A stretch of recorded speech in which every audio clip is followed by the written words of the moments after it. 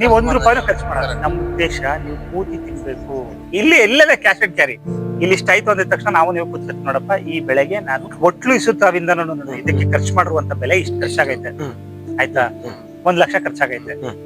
ಈಗ ನಂಗೆ ಸೇಲ್ ಆಗಿರೋದು 3 ಲಕ್ಷ ರೂಪಾಯಿ ಸೇಲ್ ಆಗೈತೆ, 2 ಲಕ್ಷ ರೂಪಾಯಿ ಲಾಭ ಬಂದೈತೆ.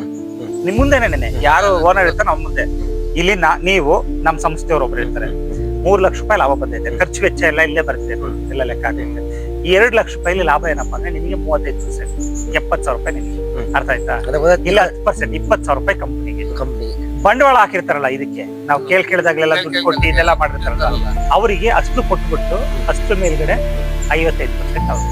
ಇಲ್ಲಿ ಸಾವೆಲ್ ಬಂತು, ಇಲ್ಲಿ ನೋವೆಲ್ ಬಂತು, ಸಾಲ ಕೇಳೋದೆಲ್ ಬಂತು, ಆಮೇಲೆ ಅಲ್ಲೂ ಬಂತು, ಇಲ್ಲಿ ತಿಂಗಳ ಸಂಬಳನೂ ಬಂತು. ಇದು ಸಂಬಳ ಸಪರೇಟ್, ಸಂಬಳ ಬಂತು, ಇದು ಲಾಭ ಬಂತು. ನೀವು 1 ರೂಪಾಯಿನೂ ಖರ್ಚು ಮಾಡಲ್ಲ. ನಮ್ಮ ಉದ್ದೇಶ ನೀವು ಕೂತಿ ತಿನ್ಬೇಕು.